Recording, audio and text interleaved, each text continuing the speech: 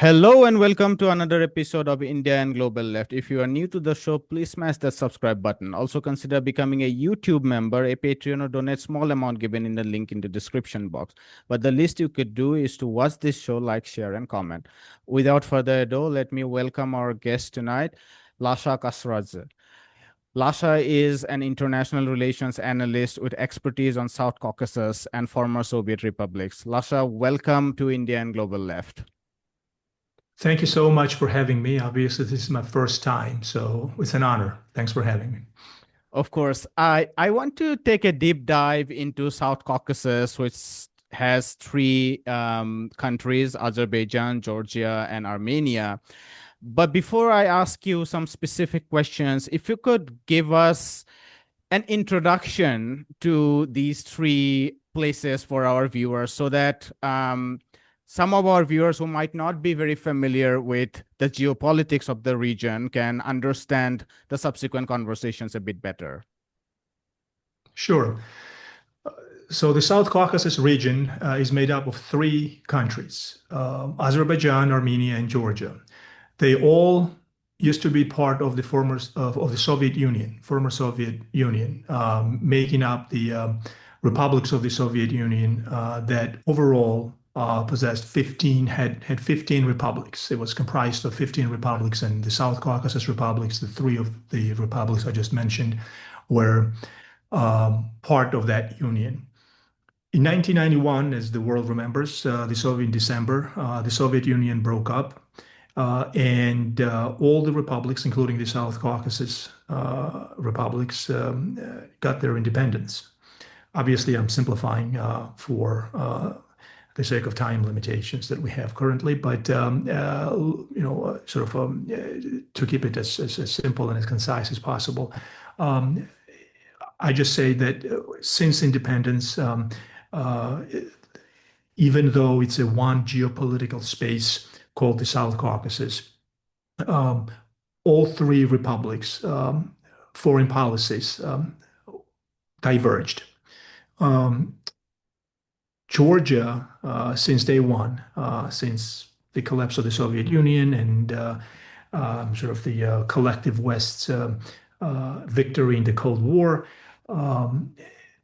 chose a pro-Western foreign policy. For Azerbaijan, which today is the most powerful and capable state in the South Caucasus, it played a balancing game, more or less.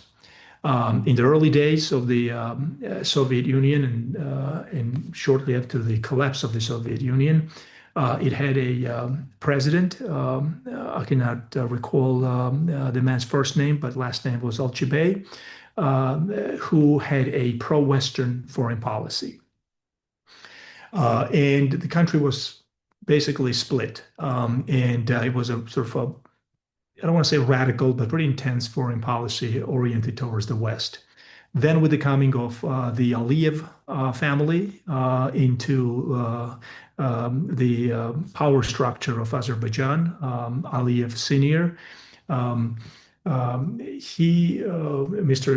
Aliyev exhibited a very pragmatic approach towards the West and towards Russia. He slowed down this obsessive extreme way of approaching pro-West and pushing through this pro-Western foreign policy, and showed more pragmatism towards Russia, showed more pragmatism, sort of a more realpolitik, if you will, towards in Azerbaijan's ambitions towards making its way through in the post-Soviet era, without choosing any extremes, any extreme ideology or foreign policy approach. Armenia, since the late 80s, and after its independence, the collapse of the Soviet Union, always was under the Russian umbrella, Russia's collective security umbrella, and always affiliated its foreign policy with and towards Russia. Georgia, as I mentioned earlier, was always a very intensely pro-Western republic. Um, since the collapse of the Soviet Union, it's uh, it chose in a very idealistic manner, if you will, for the lack of a better word, to pursue its strategic, sort of a future, in hopes of uniting with the economic and security infrastructure of the West, the European Union, and NATO, respectively. Um, in the early 90s, it also experienced civil wars, nationalism, um, and it was during that time, it was in parallel during that time when the Soviet Union was also on the verge of collapse, and Washington, George Bush Sr. Was watching, sort of Washington political elites were watching very carefully, uh, what was happening in the periphery of the Soviet Union, as to not allow for any nationalist fervor and sentiments to disrupt the process of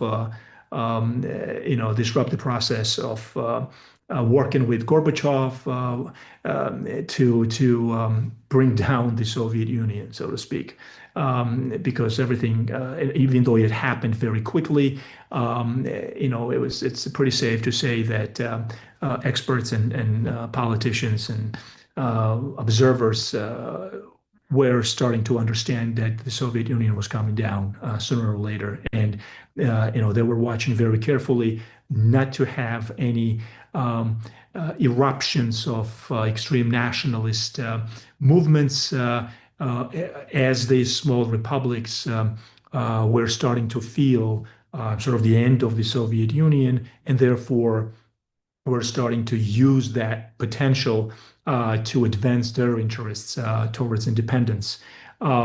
So it was politics in flux. It was geopolitics, of course, as always, and then it was this sort of the emergence of unipolarity of the United States.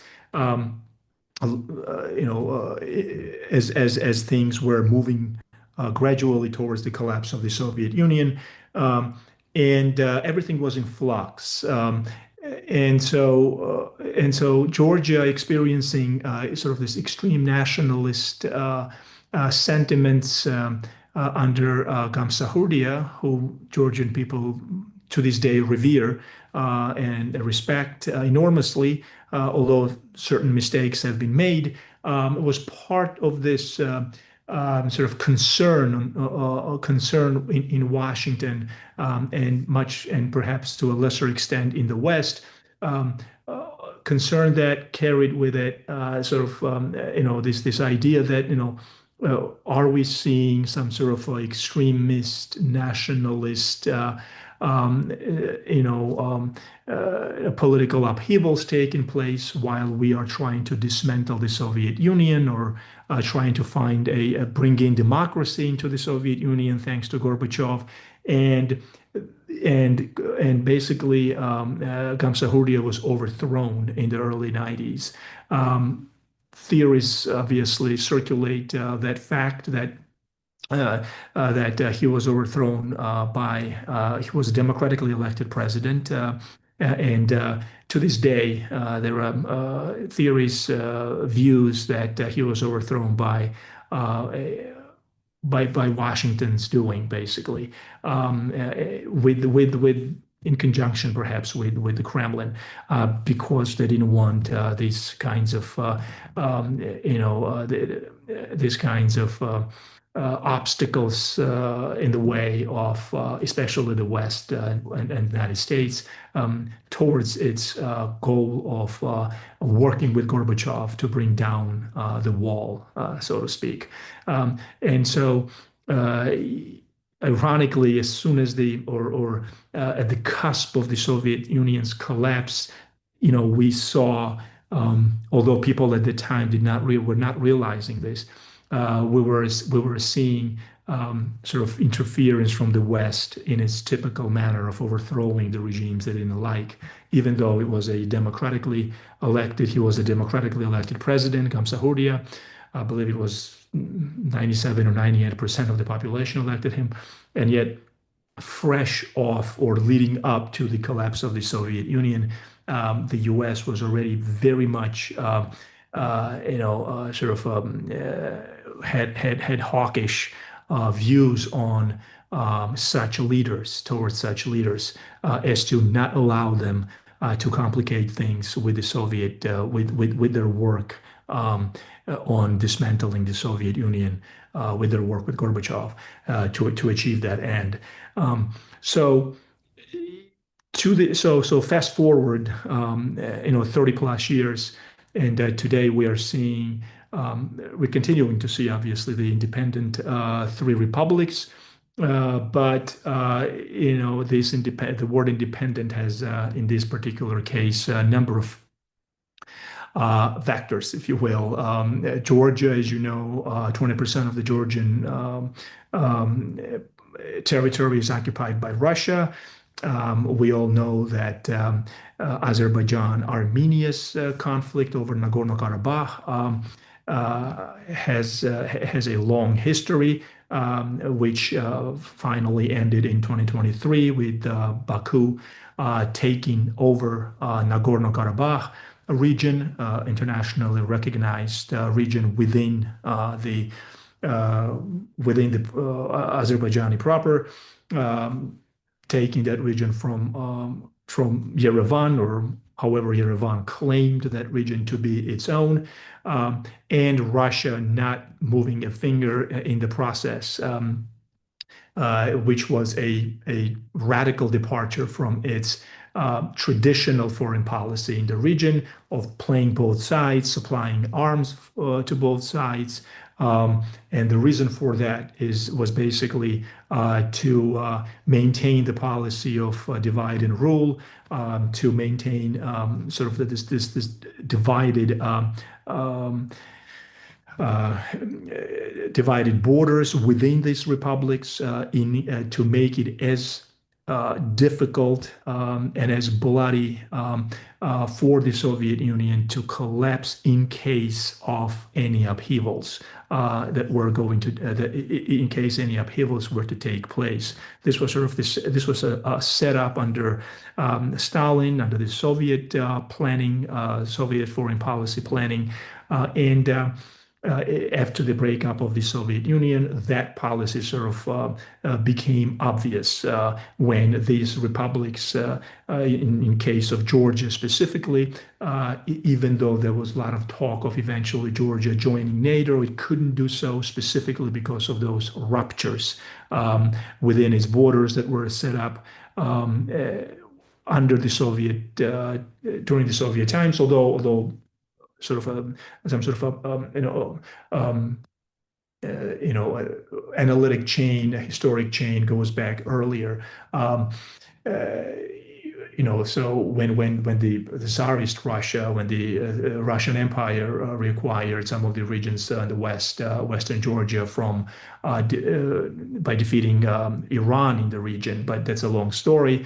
But during the Soviet times, a main purpose of having this mosaic of borders and ethnicities settled within the what they call the titular populations. So Georgia, Georgians in Georgia were considered to be the main population, as Armenians in Armenia, Azeris in Azerbaijan. But then they would have these sort of peripheral divisions within these sort of main ethnic groups, respectively, so that it would make it much harder for the Soviet Union to break up, basically, and so for Moscow to maintain its control over these regions. And to this day, more or less, I would say more so, it has managed to use that policy to its own advantage. We are seeing that today in Georgia when South Ossetia and Abkhazia are being recognized, were recognized in 2008, after Russia invaded Georgia in 2008 as independent states within Georgia. So it really has this, sort of effective, sort of paralyzing foreign policy for these small states that basically arrested their development, their foreign policy ambitions, so to speak. So that's the short story of these three countries within that make up the South Caucasus region. Um, uh, so hopefully that helps. Absolutely. I mean, I guess that was exactly what I was looking for because it's important to understand this great power politics, the West on one side and Russia on the other side.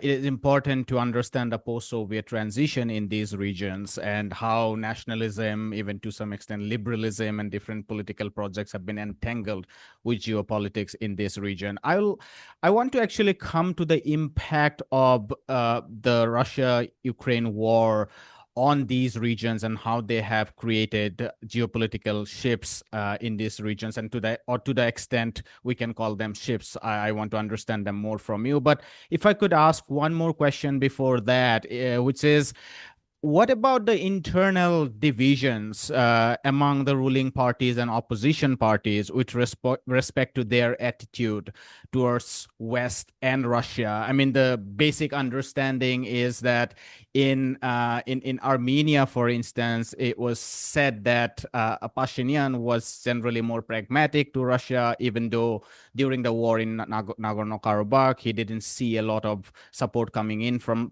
Russia, and he tilted towards the West. But the opposition party, the Republican Party of Armenia, is more pro-Western.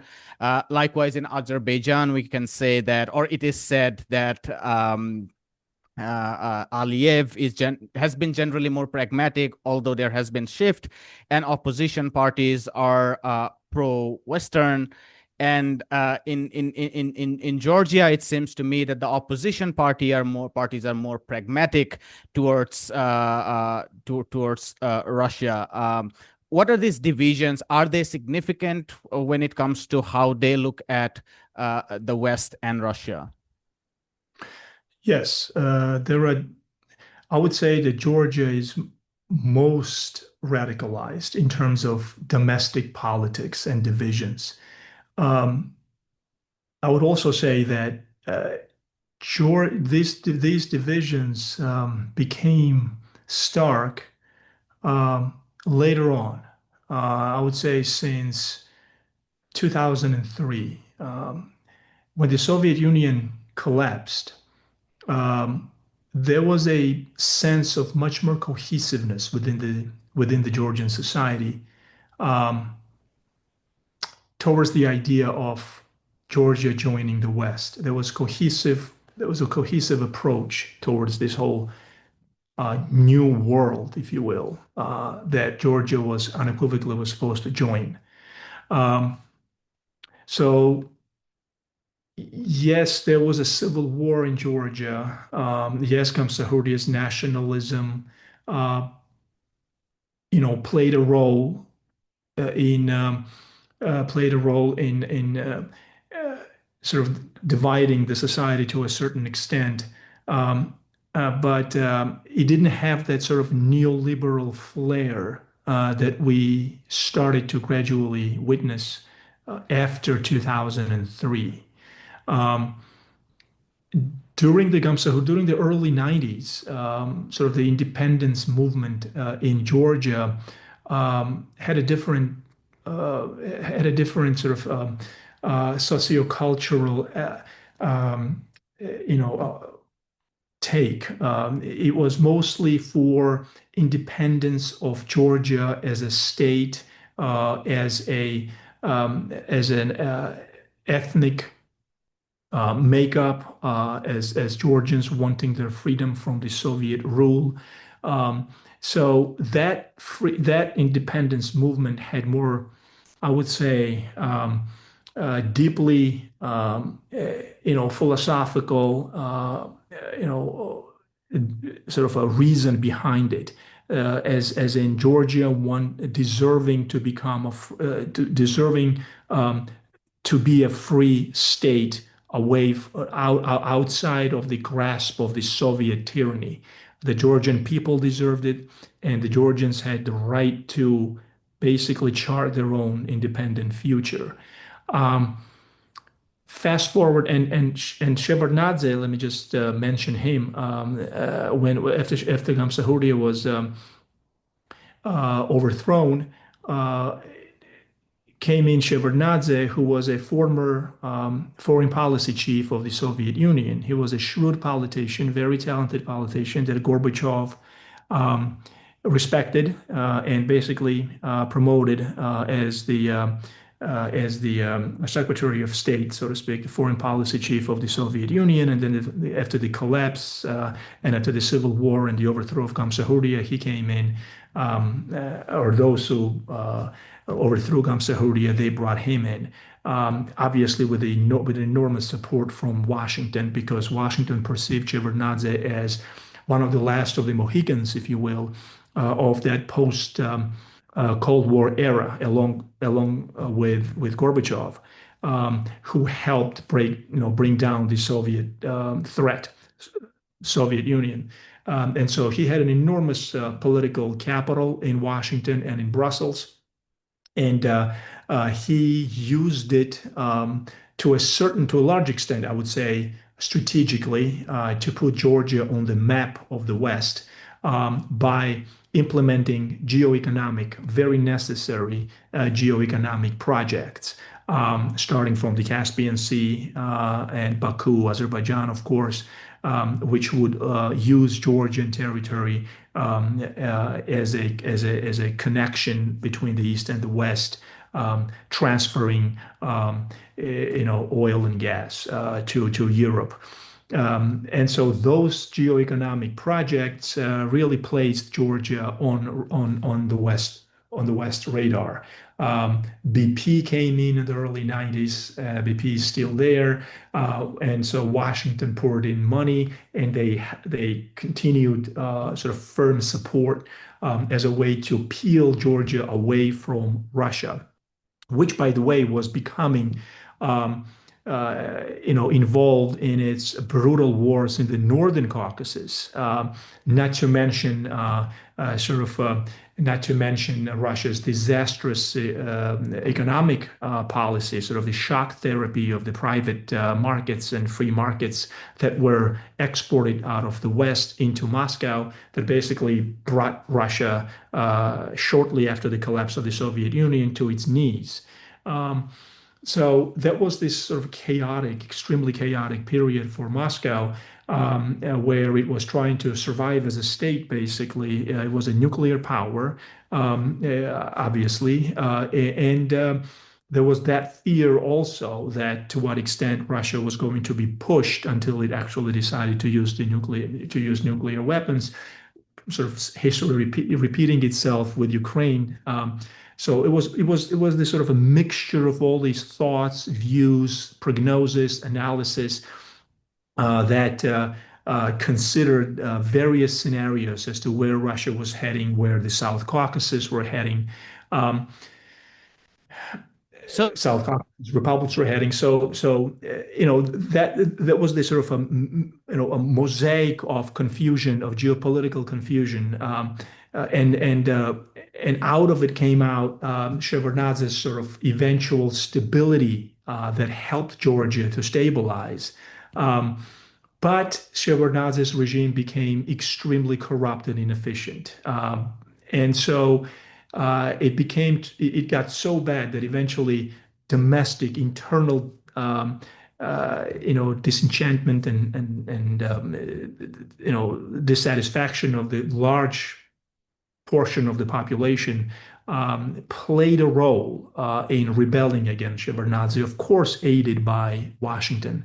Those famous scenes where James Baker, the good old friend of Shevardnadze, came into Georgia, or his conversations with Shevardnadze that he had to basically step down, are still fresh in the collective memory of the Georgian society. And the United States up until the last minute waited to see, was waiting to see what Shevardnadze was going to do. And then after they basically decided that there was no other way for Shevardnadze to continue, he had to step down. And then in came this sort of young, energetic, radical side of this, this neoliberal political elite, Western educated with their NGO systems, with their NGO infrastructure, that basically acted as if they knew everything, that Georgia had to be restarted from fresh, as if the past no longer existed in every sphere, socioculturally, geopolitically, economically. So all that had to disappear, and these newcomers were supposed to ring in the new era of Georgia's modernization and development. And that was And Russia is recovering and getting more powerful by now. correct. And in the meantime, Russia, well, Putin is already in power, but Russia is still weak. It's still struggling to recover from those two Chechenian wars.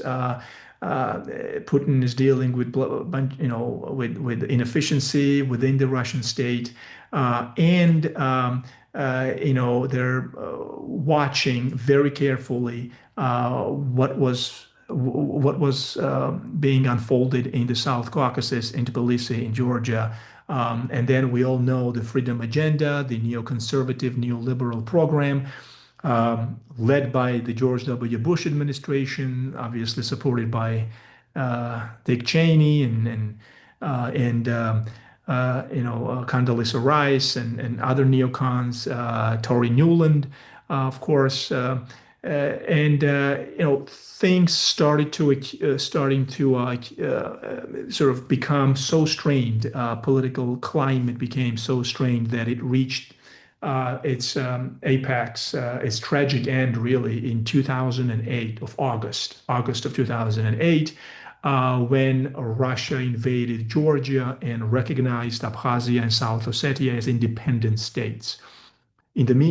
Prior to that, Shevardnadze kept sort of this very shrewd balancing act between Tbilisi and Moscow that maintained the non-recognition policy of these territories that always belonged to Georgia.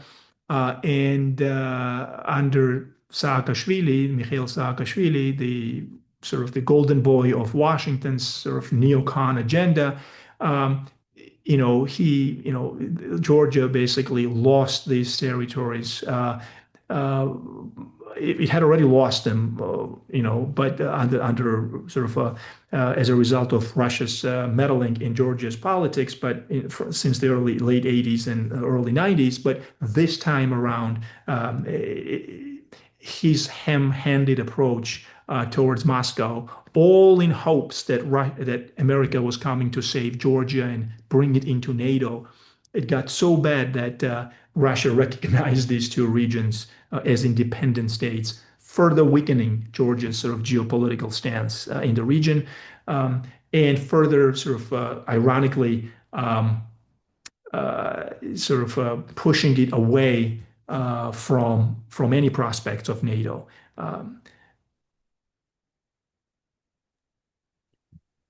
Yeah, so I guess I want to come to the impact of the Russia-Ukraine war on these three regions. I mean, broadly speaking, there has been a tilt towards the West. I mean, that's the apparent tilt. You can add more nuance to what's actually going on.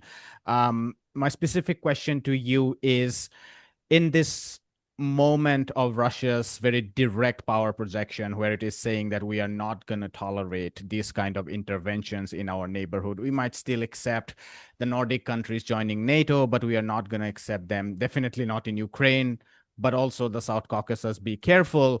And what is the response? Because we have seen in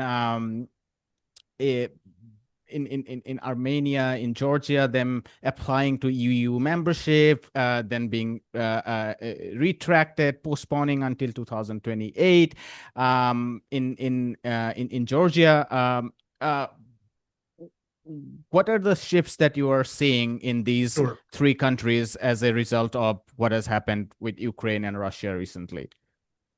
Yes, I diverged there for a little bit, just going back to, went back into the history again. But yes, specifically to your question, um, the 2008 war was in my opinion, a direct result of what you just mentioned, which is this split between making this region a part of or bringing it closer to NATO and the European Union and Russia objecting to it, right? So Georgia was the first republic in the post-Soviet sphere that experienced the ire of Russia.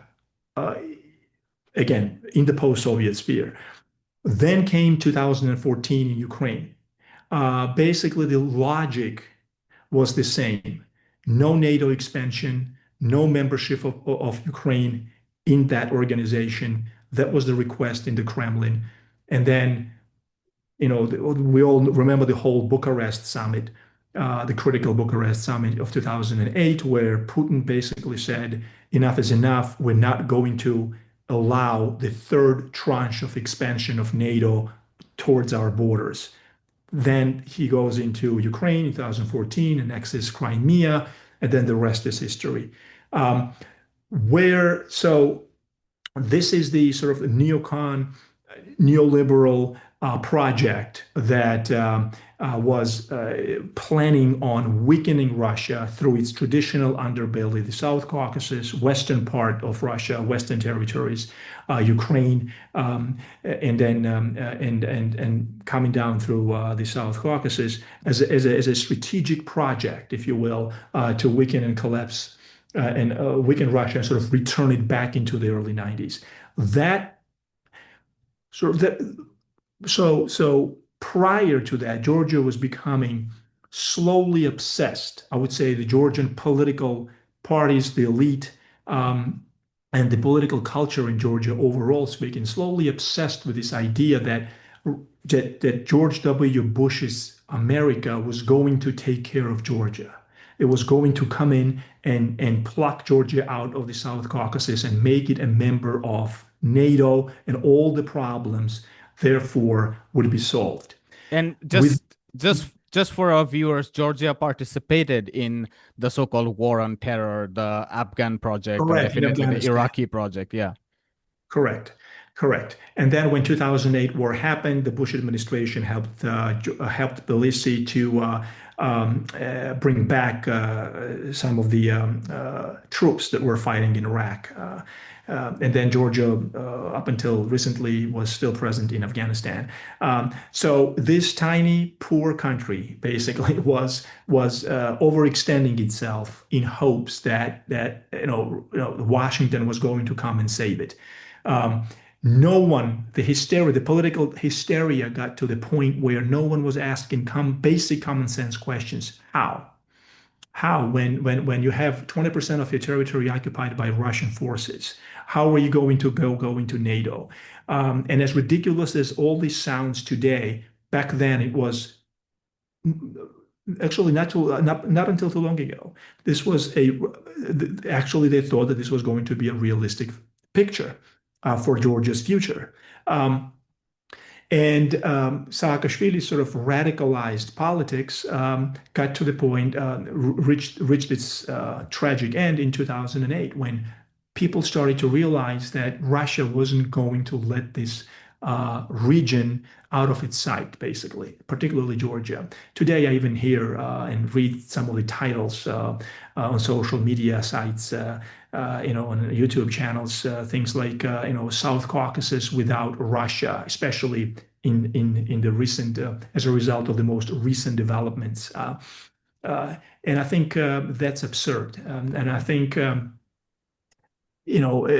South Caucasus without Russia doesn't mean constant, perpetual Russian domination, but it does mean that Russia will always act to protect to protect its national security interests via the South Caucasus geopolitical space.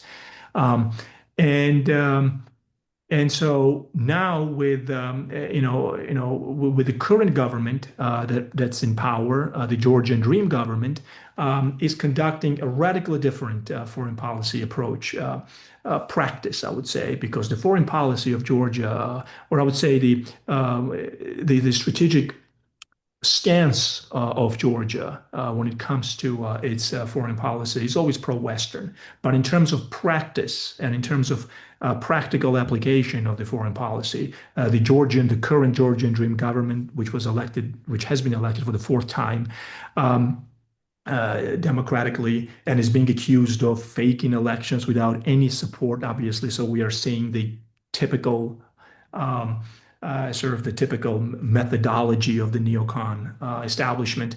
Um, the current government is applying sort of pragmatic realpolitik foreign policy as a result of their recognition that the United States is now coming to its rescue, to Georgia's rescue. Why? Because the United States has no vital national security strategic interest in the region. It never has. Um, Number one. Number two, no matter what happens, Russia will always act in its own interests and use military force. Some of the arguments I've heard before and continue to hear sometimes is, and I don't understand why they keep saying this, that the moment that neocons get a chance to say, but you see, Russia is losing its its grip on the South Caucasus. You see what Azerbaijan has recently done. It's resisting Russia. You see Turkey is coming in. You see you are creating this sort of the Turkic world, which is Azerbaijan, Turkey, perhaps Israel and the West. And Russia is nowhere to be found in terms of resisting this. You see the Zangezur corridor, Russia is losing control. Why? Because we are looking at Russia entangle itself in Ukraine, and therefore, somehow these narratives repeat. The idea behind these narratives being that now is the moment for Georgia to seek its independence, and I say no, that's fundamentally wrong. And that's the same exact rhetoric that led Georgia to 2008 war when Russia invaded and almost ended Georgian statehood. So that kind of hubris, that kind of short-sightedness in the planning of Georgia's future has jeopardized Georgian statehood. And so the idea that somehow Russia is not going to pay attention or go tune out geopolitically from the region and allow just, the West to come back in with its NATO narratives. I think it's ridiculous. I think it's laughable. And that brings me to Armenia, which is getting sort of enticed by these Western narratives when nothing on a fundamental level, if you look at it, that structure hasn't changed for Armenia. Armenia remains to be. Why do you think Russia is more or less ignoring what's happening in Armenia? Because it understands perfectly well that Armenia is not going anywhere in terms of security, in terms of getting away from Russia and getting under the protective umbrella of NATO. Um, so, uh, you know, so this is the kind of, but luckily now with the return of the multipolar world order and sort of the end of unipolarity, the current Georgian Dream government was aided by this process. And they realized that not only was NATO coming to rescue Georgia to make it its member, but Georgia was facing sort of pressure, an existential threat from Russia if it were to continue on that same path.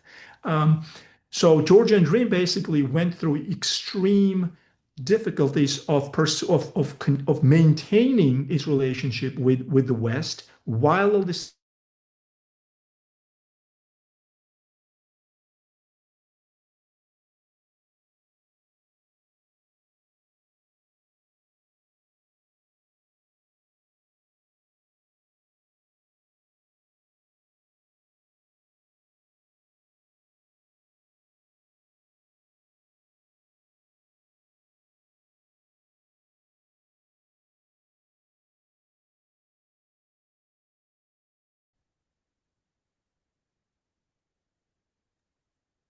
Hey, I'm sorry. Do you hear me again? Yes, I can hear you now. Okay, I'm sorry. You were can you continue from where I dropped? Sure. So the Georgian Dream government came under enormous pressure shortly after Russia's invasion of Ukraine to open up the second front. And that further divided the society. I cannot accentuate this fact, underline this fact enough, how radicalized the society became. And the entire NGO class, supported by Western money, of course, was supporting this division and radicalization. Anyone suspected, to this day, I mean, right now we are sort of seeing sort of a mild form of that. But 2, 3 years ago, the radicalization got so bad, supported by local NGOs, again, in turn supported by the Western money, that they were about to overthrow. It came pretty close of having this government being overthrown. So you see how the Western sort of globalist elite, if you will, or neoconservative elite, um, tried to resist till the last minute until they couldn't anymore.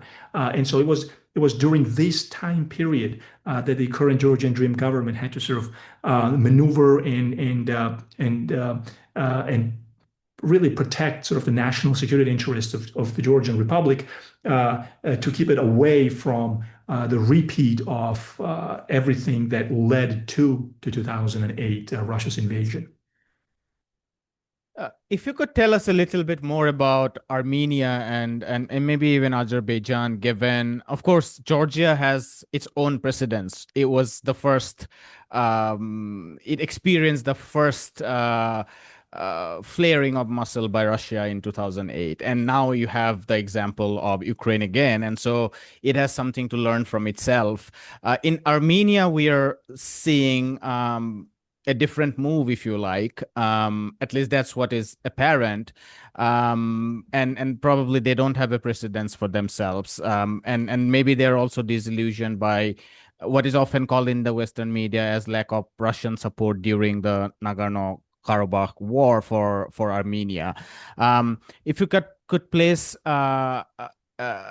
in this context how you interpret the current peace agreement between Azerbaijan and Armenia. And there is also the Zangezur corridor, where there are reports about parts of those places given in lease for 99 years for United States. What is the significance of these developments? Is the United States expanding into these regions? And what would be the implication of that on Armenia in particular, but also Azerbaijan?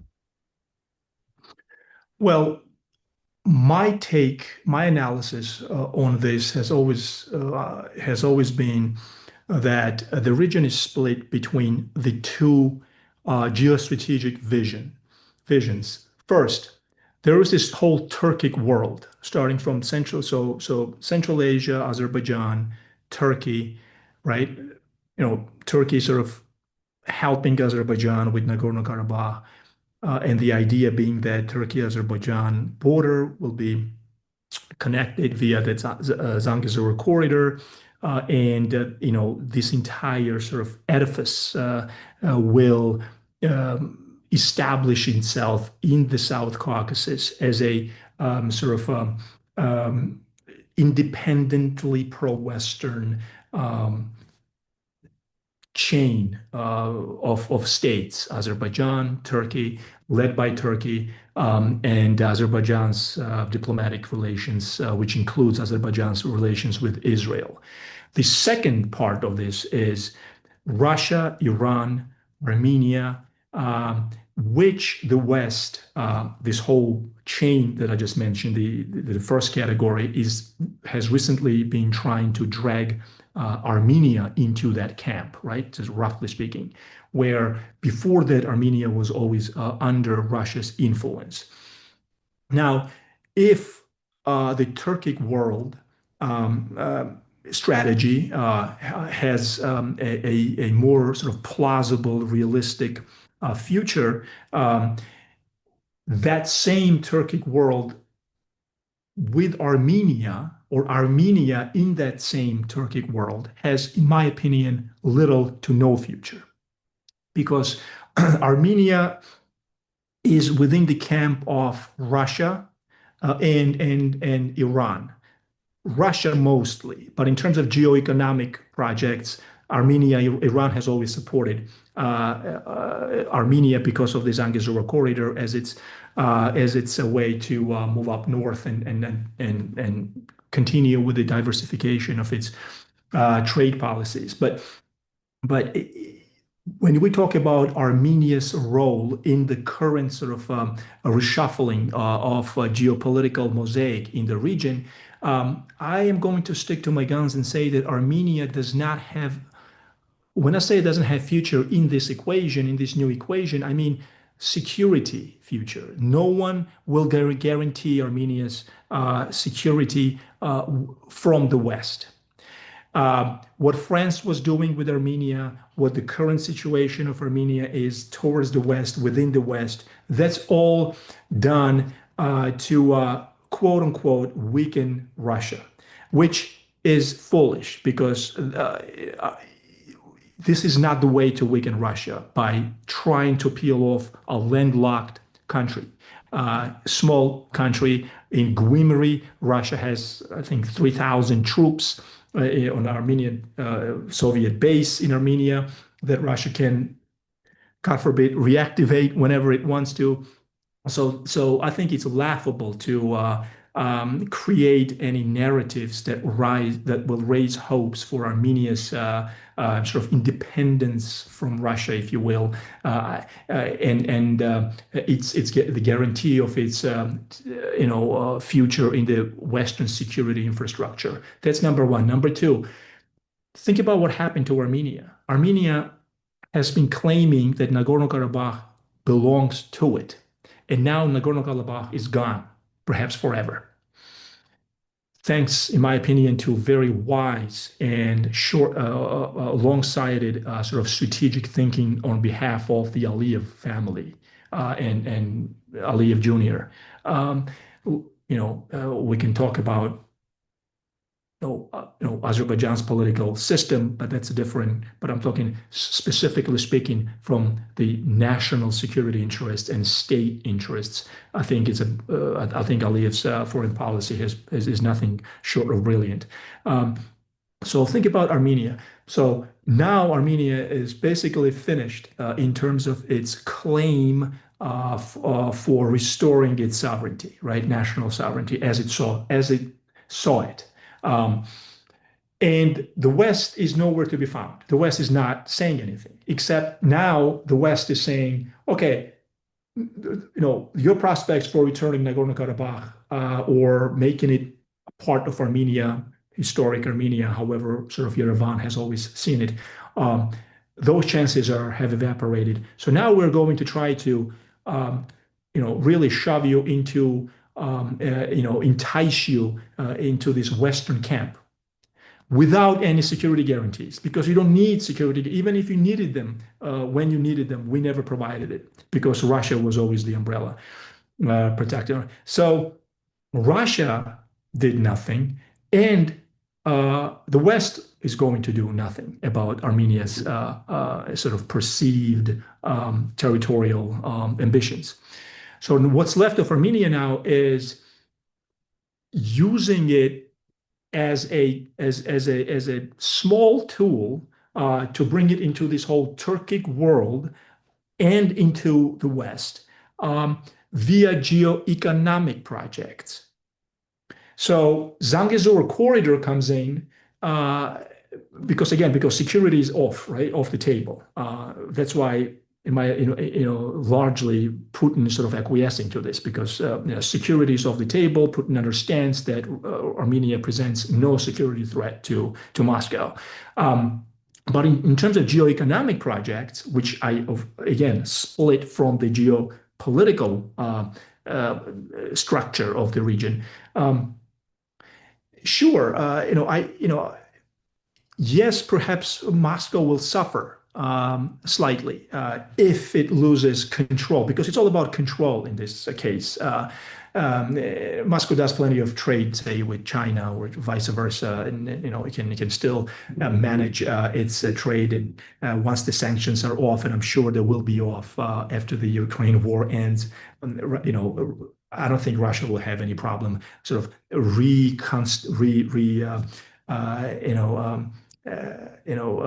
refreshing its economy. So with Zangezur, I think Iran will suffer most, in my opinion, and Iran, and I think that's the collective sort of West's purpose with this split, with this Turkic world versus Russia, Iran, Armenia, and now with Armenia sort of being dragged over to this whole Turkic world scheme. I think there's a twofold. There is a continuation with this policy of trying to weaken Russia by creeping in underneath the sort of strategic underbelly of Russia. And B, of course, there is Israel's ambition against Iran. So this is how Azerbaijan is being seen currently as aiding Israel in its war during the 12-day war against Iran. And so Azerbaijan is increasingly being viewed as within the camp of this Turkic world led by Turkey and Erdogan. But when it comes to geoeconomic projects, Iran is categorically opposed to being isolated or torn off from the Zangezur corridor to its north, because that will connect. Because Iran views this as the Turan project, I think it called it the world of Turan of the Turkic world, the Turan pipeline, I think it's being called in Iran. So Iran views this as increase as sort of encroachment of Israel, and the West, and Turkey. And its isolation and eventual sort of invasion by the collective Western policies that will lead to military invasion again of Iran. And so that's the fundamental difference. But in terms of geopolitics and security, I don't see how Russia is losing anything. Russia has cemented its interests in the South Caucasus vis-a-vis Georgia. This whole balance that Russia sort of got plucked out of, meaning between Azerbaijan and Armenia, I would say it's not catastrophic for Russia. Russia will always have time to take, roughly speaking, take care of Armenia if it escalated to the point where it started to notice some major supplies of weapons or Ukrainization of Armenia taking place. Russia's armies are in proximity within Armenia. So strategically speaking, Armenia, and in terms of security, does not present any risks, let alone existential risks. The country that presents existential risk for Russia is Ukraine, and we see how Russia reacted there. Correct? It's willing to fight tooth and nail to protect its national security interests in Ukraine. And in fact, just now today, I read that Reuters posted something along the lines of Putin requesting that Kiev give up eastern regions of Ukraine. And this is after Europeans were in the Oval Office, correct? So you see this ugly realism is not going anywhere. There is the whole conversation about, I'm just diverging here slightly, but the whole conversation about ceasefire versus peace deal. There's fundamental differences between the two. The ceasefire is just temporary, sort of a trick that Europeans are trying to come up with. By the way, they never wanted ceasefire. A few months ago, they were pushing for more weapon supplies, correct? And now they just wanted all of a sudden a ceasefire, knowing full well that Russia is on its way to finishing off Ukraine, basically. And then you have this peace talk that sort of confused our President Trump, which I give him credit. The man is trying, and the man has, that's admirable in many respects. He has tried to stop this, but then with the current article that came out today, there's just another sign how far away any attempt to negotiate peace is unless Russia gets what it wants, which is fundamentals. No NATO, so the Donbass, Donetsk region, uh, you know, you know, so if Russia doesn't get this, it will finish, it will do it militarily. It will have to resolve this militarily. I just don't see any other way. Um, and then the third option is now we're hearing things like, well, is Europe coming back? Is Europe willing to, uh, place weight of this conflict on its shoulders? Trump did a brilliant thing, in my view, of compelling Europe to buy weapons from the United States if they so chose, if they choose to continue this war on their own. Although to what extent that will actually be sort of a strategically autonomous attempt, fully autonomous attempt by Europe to continue this war is another question. I think, in the worst case, I think if Europe decides to supply weapons systems to Kiev and continue this conflict one way or the other, I suspect Americans will be involved, which is, again, will take this conflict back to square one. So, the brutal reality of this whole thing is apparent at the end of the day, at the end of this whole story of Ukraine deserving its bright future in Europe and all this idealistic talk and narratives that have really poisoned the entire sort of a post-Soviet space.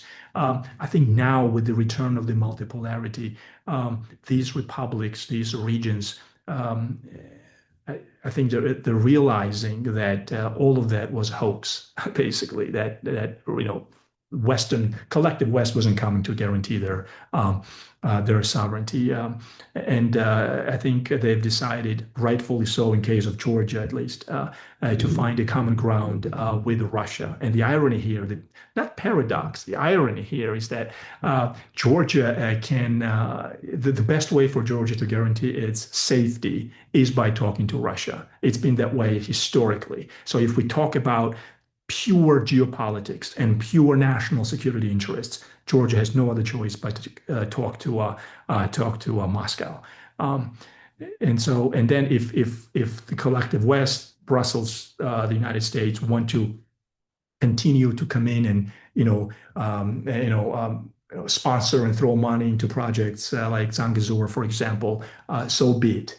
Um, Russia might even get involved when it comes to sort of geoeconomic projects. But when it comes to security, there are very bright red lines that are fundamentally separate from geoeconomic projects.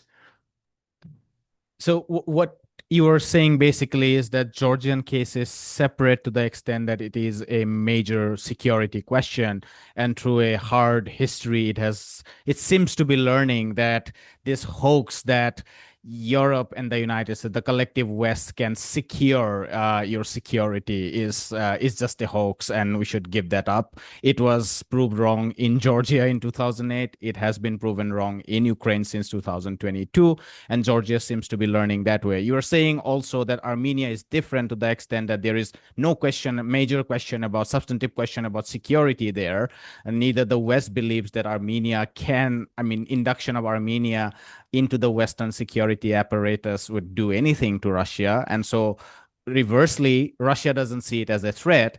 And so all the participation in economic project in the Zongizor corridor is not seen by the Russians as a threat. It's not, I would say it's not seen. It is as a security threat. Of course, but in terms of security, right. Since that does not present security threats, I think Moscow is willing to acquiesce. Right. I'll just finish my point real quick by saying, once the Ukraine war is over, Russia will revert back to the region. It will come back to the region and it will remember, it has a long memory, and it will remember who was trying to get away from it and in what way. And I think Armenia will have to, there will be some reckoning with Armenia, in my opinion. I don't mean to be all conspiratorial here, but I think Armenia is not going anywhere. So it has to be very careful in terms of wanting, in terms of persuading Russia that is just geoeconomics that it tries to get into and not into some sort of a security camp, Western camp. And I guess in terms of geoeconomics, also it is important for these countries to remember that China is a tremendously rising power in terms of its economic might. To some extent, one can also add that India's economic power eventually would rise, although like not to the extent of China, but to the extent that it is an important player in the north-south transit corridor. And the Western influence would be diminishing. I mean, European economies are in doldrums, and the United States' ability to actually materialize these pipelines and roads and the infrastructure projects have diminished very significantly. I mean, ask this to Africans, they know it. And of course, they are relying to some extent on the Gulf Arab states, while the reality is that even they are overstretched. I mean, they are overstretched because partly they are trying to restructure their economic strategy towards domestic investment, future projects, moving away from petroleum, etc. My final question, maybe if you could tell us a little bit about Azerbaijan, because what is Azerbaijan's equation here? Does it pose any is there a security question involved when it comes to Russia in particular, but also Iran, given recently we've seen Azerbaijan's participating in the Israeli war on Iran very directly, but there are also reports about its involvement in the spiderweb attacks on Russian soil. To what extent also it carries reversely, it carries a risk for Azerbaijan itself, because you said that Aliyev's project has been phenomenally successful. I mean, it is successful when looked at it from the perspective of Armenia-Azerbaijan relationship, and it is also getting way more closer and closer to Turkey and also indirectly with Israel. But to the extent it is alienating Iran and to the extent it is potentially alienating Russia, does it carry a security risk at some point in time? I would simply answer no. Let me explain. We all know that whole Yekaterinburg brouhaha that happened. I think it was late June, mid-June, when Russians and when Baku Russians arrested each other's citizens. It was ugly, and everybody started to talk about how, again, Moscow was losing its grip on Azerbaijan. My argument is different. My position is different on that. I think Aliyev is very clever and understands that there are red lines. In terms of security, Aliyev does not want to cross that line with Russia. Understands it. It will be a devastating prospect for Baku. For Moscow also, I mean, there will be a loss on both sides. But if it comes to that, I think that's the first thing that Aliyev will have to try to avoid. Second point is that with Azerbaijan, what Aliyev did with Azerbaijan is restored the sovereignty of its country, right? It's a huge thing. And B, it showed Moscow that it can operate independently within the region. Azerbaijan is the most powerful state currently, it has always been, within the South Caucasus. So the three countries, Azerbaijan is the most powerful state. That shows Moscow that Azerbaijan cannot be pushed around in terms of its geoeconomic projects, in terms of its ambitions as it sees fit, in terms of having a choice how to handle the West. Because as Aliyev has mentioned many times, he has expressed dissatisfaction with the West, with whom he seems today to be doing business. He has criticized the West because of its constant push of this sort of neoliberal sociocultural agenda on Baku, criticizing Aliyev on its, sort of authoritarian regime. So Aliyev doesn't like that. But then there is a whole different West where everybody can make money, right? So geoeconomic projects. And here, I think Aliyev Baku can basically show Moscow that it is an independent actor. Uh, that does not mean at all, in my book, that Aliyev or that Azerbaijan will challenge Moscow or use this entanglement of Russia in Ukraine as an opportunity to um, challenge Moscow in terms of its security. Because if you're smart, you really have to look at your borders and say, look, we restored our borders. We have no beef with anyone in the region. Why pick a fight? Why get into a security competition with Russia, right? So let's just put that aside. There was never that prospect, in my opinion. Um, and I think that it can also sort of cement moving forward its sovereignty, meaning it can no longer allow Moscow to come back as a spoiler, if you will, in support of Armenia, right? Azerbaijan returned Nagorno-Karabakh. Armenia took its loss. Armenia poses no threat to Moscow. And at the same time, Azerbaijan is looking very strong in terms of maintenance of its security and of its territorial integrity and sovereignty. And so now, moving forward, I don't think Russia will be able to play that whole middleman supplying both sides with weapons and sort of being a sort of an instigator or having this conflict go on as its own, or and making calculations that the continuation of this conflict is somehow in its own interest, or restarting this conflict would be somehow in its own interest. Um, in that sphere, I think Azerbaijan is pretty firm. So, in terms of maintaining its own security, and in terms of continuing and choosing its own sort of economic policy, regional policy, I think Azerbaijan has done wonders compared to where it was 10, 15, 20, 30 years ago, when it was beholden to Moscow's ambitions as it played sort of a middleman, balancer between Armenia and Azerbaijan. So those days are gone, in my opinion, especially now when Azerbaijan is supported by Turkey. Uh, you know, Turkey sort of gave so much more legitimacy to Azerbaijan. And it is on basically Turkish shoulders that Azerbaijan is dealing with Israel and sort of is being affiliated more with the collective West.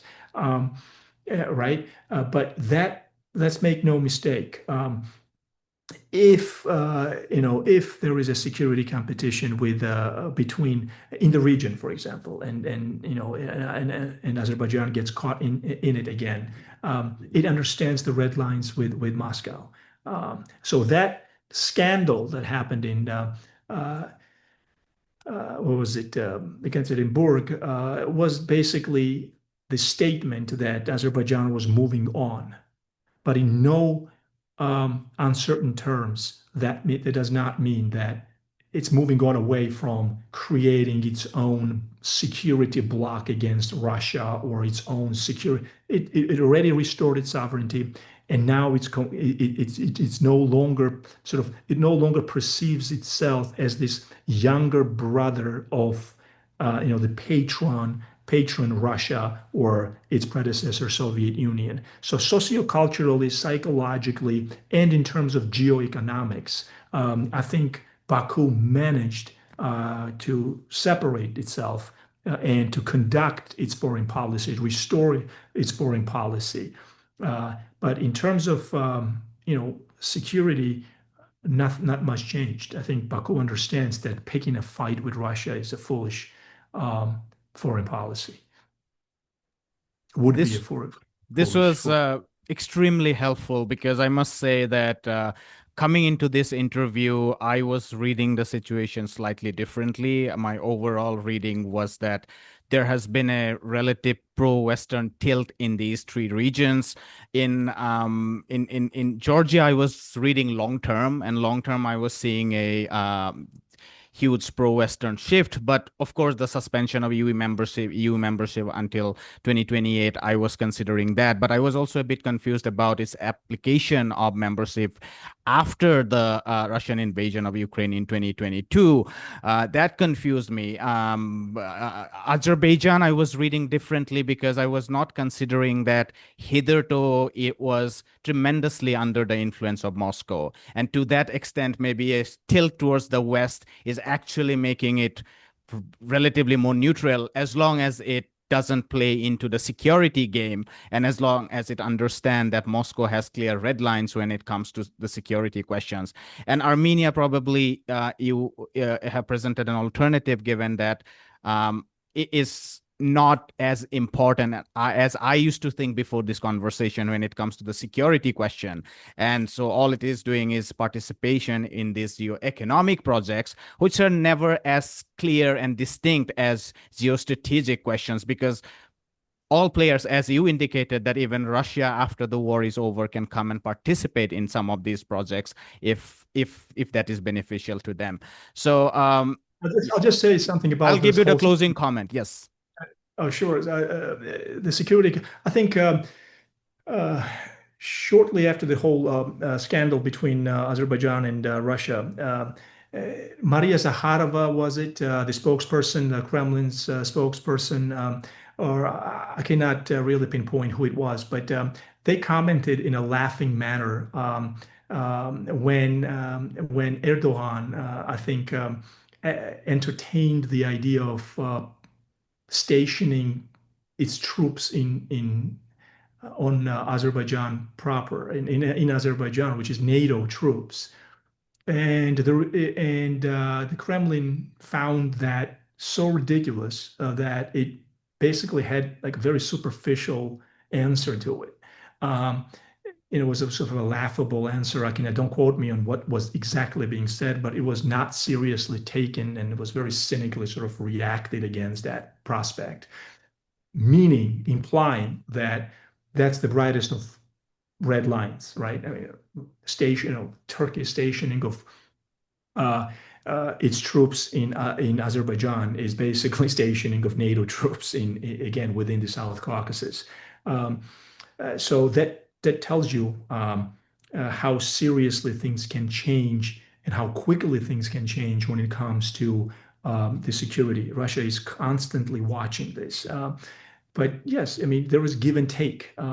With geoeconomic projects, Russia is on a weaker, but then remember this, in the early 90s, Russia was, Shevardnadze, with the support of his friends in Washington, managed very shrewdly to peel Georgia off in terms of geoeconomic projects away from Russia and diversify away from Russia. And I remember distinctly when Yeltsin was against it, or there were sort of collective sort of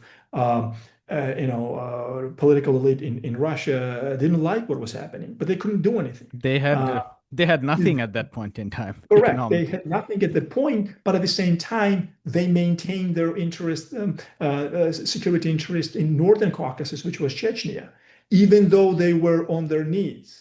And that's the point that everybody tries to sort of conveniently ignore. Even when Russia was the poorest coming out of the Soviet ruins. It Milit managed, Also correct, militarily, it was always strong. I mean, it was economically yes, in as doldrums. inefficient and as brutal Russian military has always been, it's managed to create its sphere of influence in the Northern Caucasus, Chechnya, and in the South Caucasus, Georgia. So so this whole thing about Russia losing its grip on the South Caucasus or South Caucasus being envisioned without Russia, that's in my opinion, is absurd. And these republics have to be extremely careful as to not getting sort of carried away and excited with further Western sort of fake promises that they will bring them into this bright future. Um, so because Ukraine really showed the South Caucasus the true reality of how far Russia is willing to go to protect its national security interests. This was extremely helpful, I must say, because one of the things I was baffling with was with my reading of this clear or apparent, let's say now I'll say apparent shift towards the west in the southern Caucasus was this. Why would they do this at a time when history has clearly demonstrated that there is a great danger and foolishness in tilting uncategorically towards the west?